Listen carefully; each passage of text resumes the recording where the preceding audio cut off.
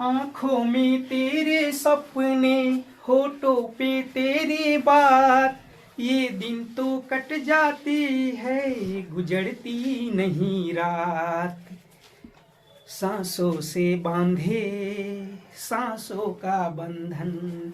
नमस्कार, good morning students. देखिए, आज हिंदी का पार्ट 2 लेके आ गया हूं और इसमें भी 8 प्रश्न को हम वीवीआई किए हैं। पार्ट 1 में अगर आप नहीं देखे हैं तो जाके देख सकते हैं और ये पार्ट 2 बनेगा। आप लोग हमेशा बोलते हैं ना कि हमें लघु उत्तरीय क्वेश्चन नहीं तैयारी होता है। होगा, बहुत जल्दी तैयारी होगा। ऑब्जेक्टिव आप रटो ना, लघु उत्तरीय हम करवाएंगे यहाँ। हाँ, देखिए, सबसे पहले है वाणी कब विष के समान हो जाती है। सोचिए, वाणी मतलब वचन जो हम बोल रहे हैं। आप लोग को थोड़ा हम तर्क देते हैं कुछ और। अक्सर गांव घर में देखिएगा कि जो ज्यादा धनिक व्यक्ति होगा, जिसके पास रुपया पैसा ज्यादा है, वो एकदम पूरा ऐठले बोलेगा, कहेगा ना अरे क्या कर लेगा, कहेगा। लेकिन अगर गरीब कोई व्यक्ति है तो वो बउआ हुजूर आप मालिक इसी ने करता है। अब समझिए इस क्वेश्चन को रिलेट कैसे करते हैं कि वाणी विष के समान तब हो जाती है जब जिस वाणी से राम नाम का त्याग हो जाए, वो वाणी विष के समान हो जाती है। क्वेश्चन का आंसर तो मात्र इतना ही है कि जिस वाणी से राम नाम का त्याग हो जाए, वो वाणी विष के समान हो जाती है। और राम नाम का याद व्यक्ति को खाली कब आता है, जब विपत्ति पड़ता है तभी आता है। वही समय तो बड़ा प्यार से बोलेगा, लेकिन अब रुपया पैसा हो जाएगा तो अरे कौन छे, हम छे, जो है सो हम ही हैं, कहेगा ना। तो जिस वाणी से राम नाम का त्याग हो जाए, वो वाणी विष के समान होती है। समझ गए? कोई दिक्कत? आगे देखिए, आगे है नाम कीर्तन के आगे कभी किन कर्मों को व्यर्थ सिद्ध किया है। व्यर्थ मतलब फालतू के। हाँ, व्यर्थ मतलब फालतू के। नाम कीर्तन मतलब जो हम कर रहे हैं, गांव घर में देखे होंगे, हारमोनिया ले लेगा, ढोल ले लेगा, सीताराम सीताराम करते रहेगा, जटा बढ़ा लेगा, खड़ाव पहन के खट खट खट खट चलता रहेगा, भस्म रखवा लगा लग देह में। हाँ, इन सबको कवि ने व्यर्थ सिद्ध किया है। सिर्फ कवि कहा है कि राम का नाम लीजिए, इसी में आपका कल्याण है। तो अब देखिए क्वेश्चन पढ़ाते हैं कि नाम कीर्तन के आगे कवि ने किन कर्मों को व्यर्थ सिद्ध किया है। तो नाम कीर्तन के आगे कवि ने उन सारे कर्मों को व्यर्थ सिद्ध किया है जो आज मनुष्य करता है, जैसे जटा बढ़ाना, भस्म लगाना। देखिए, क्षमा चाहेंगे, फोन आ गया था। कि नाम कीर्तन के आगे कभी उन सारे कर्मों को व्यर्थ सिद्ध किया है जो आज इस युग में मनुष्य करता है। जटा बढ़ाना, भस्म लगाना, खड़ाव पहनना, बड़े बड़े लाउड स्पीकर पर राम धुन का कीर्तन करना, ये सब कवि ने व्यर्थ। देखिए, हम सिद्ध व्यर्थ नहीं किए हैं और हमको नहीं कुछ कहिए, कवि ने व्यर्थ सिद्ध किए हैं। समझ गए? आगे देखिए अगला क्वेश्चन, कृष्ण को चोर या चित चोर क्यों कहा गया। कि माखन खाई रही वही चोर कहा गई ना, वो तो माखन ही वो लीला किया था। देखो, चोर कौन होता है पहले ये समझ लो। हम लोग अभी यहाँ है, अभी अगर पता चलेगा कि हेलीकॉप्टर चला या मनियारी में, कहेगा सारी कोचिंग बंद करो, चले देखते हैं, वो चोर के समान है।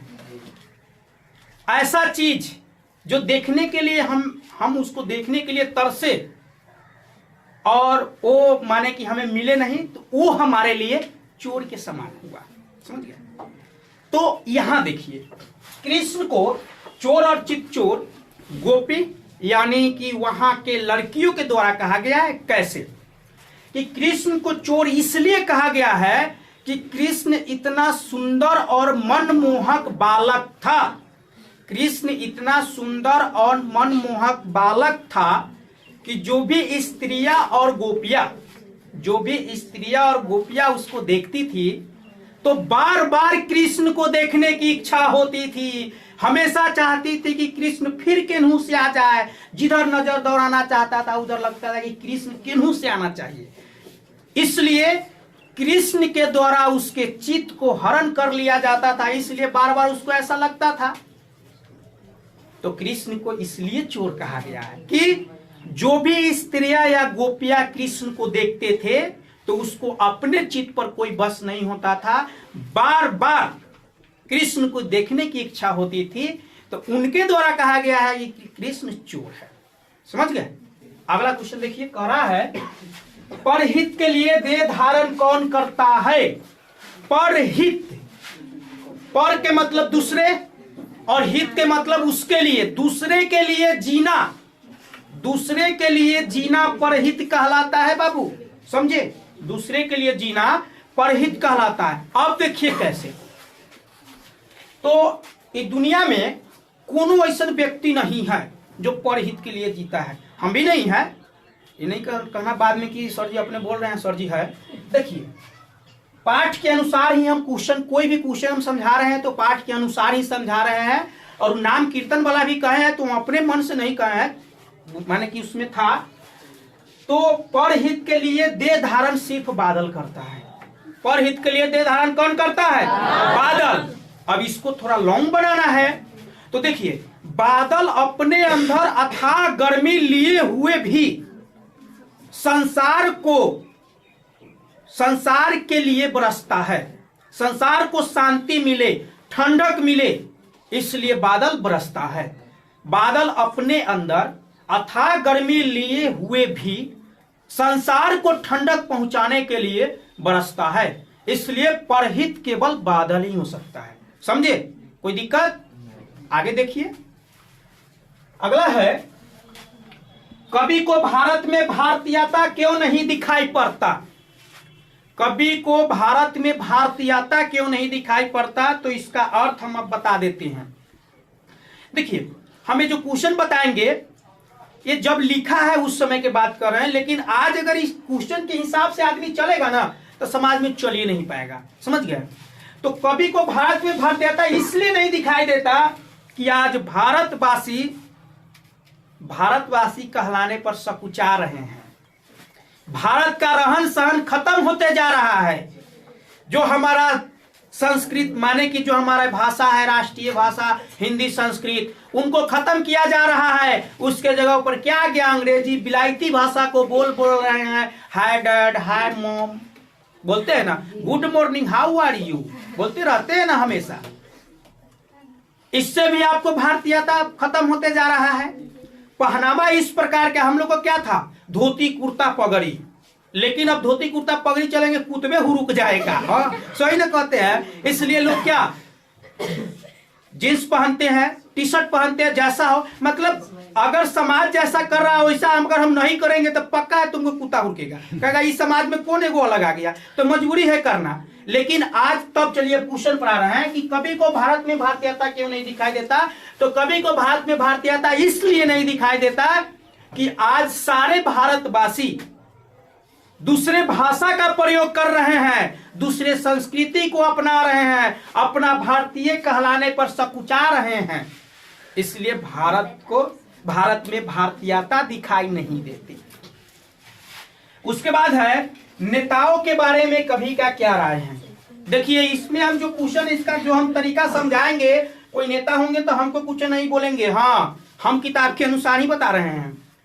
देखिए, सबसे पहले तुम लोग थोड़ा देर के लिए सोचो, गांव भर में वोट होता है तो वोट से पहले चाचा जी प्रणाम है, याद रखम हमरे करता है ना, याद रखम करता है। अब वोट के बाद अब तू प्रणाम याद है के छा कहता है। मतलब आज जितना भी नेता लोग हैं सब क्या करते हैं? झूठी वादा करते हैं। चुनाव से पहले हमेशा बोलते हैं कि हम ये कार्य करवा देंगे, हमारी सरकार आएगी तो हम ये काम करवाएंगे। क्या काम होती है? हमेशा जनता ठगाता है। नल लगवा देंगे, नल तो चल रहा है, हम लोग को टोला में चलता है, नल लगवा देंगे।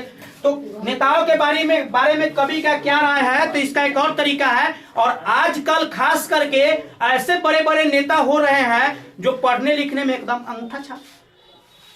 तो जो व्यक्ति अंगूठा होगा छाप, वो क्या सही निर्णय ले सकता है? नहीं ना लेगा। जो अंगूठा छाप होगा सही निर्णय नहीं लेगा। और एक और बात बताइए, जनता उसको चुना काहे? कि जनता की वो मदद करे। ओकनी के तक गर्मी लगबे नहीं करता है, ठंडियों नहीं लगता है, कारण एयर कंडीशन गाड़ी में बैठा रहता है। ये भी जनता के साथ विरोध कर रहे हैं कौन। तो अब चलते हैं क्वेश्चन में आते हैं कि नेताओं के बारे में कवि का क्या राय है। तो नेताओं के बारे में कवि कहते हैं कि आजकल पैसे के वजह से, बाहुबल के वजह से, सत्ता के वजह से ऐसे ऐसे लोग नेता हो रहे हैं जिससे अपना देह के वस्त्र खुद नहीं संभलता है, जिनसे अपना ढीली ढाली धोती नहीं संभाल रहा है, वो देश के क्या खाक संभालेगा, संभाले पाएगा। यही बात सब कह रहे हैं कि जिन व्यक्तियों से अपने शरीर के, अब देखो ना, क्या वो अपन कपड़ा कभी धोता होगा कोई नेता? आयरन दूसरे करता होगा, पहनाता दूसरे भी होगा। तो जिन व्यक्ति से अपने शरीर का वस्त्र न संभाल सकता है, वो क्या देश को खाक संभालेगा? तो कवि का यही राय है नेता के बारे में। आगे देखिए, कवि ने डफाली किसे और क्यों कहा। कवि ने डफाली किसे और क्यों कहा। डफाली का अर्थ होता है दासवृत्ति। दासवृत्ति के मतलब क्या होता है? जैसे मान लो हम टीचर है, हम 5 को चेला रखे हैं, केनू कहे छी चल तक, हाँ सर जी, माने झूठी, अपने मालिक के नजर में झूठी उसकी प्रशंसा करना, अब मालिक के चापलूसी करना हर जगह, ये दासवृत्ति होती है। इस ऐसे व्यक्ति को डफाली कहते हैं। जैसे फलना बाबू अमर रहे, ऐसे व्यक्ति को डफाली व्यक्ति कहते हैं। अपने मालिक के नजरों में अच्छा बनने के लिए झूठी प्रशंसा करना क्या कहलाता है? डफाली कहलाता है। यही बात तो है आपकी इंग्लिश में। अच्छा हाँ, एक और छूट गया। कवि ने माली मालिन किन्हे और क्यों कहा। देखिए फिर ये कृष्ण वाला आ गया है। तो माली और मालिन कवि ने क्यों कहा? तो सिंपल भाषा में इसका आंसर है कि कवि ने माली और मालिन श्री राधा और कृष्ण को कहा, क्योंकि जिस प्रकार एक माली और मालिन मिलकर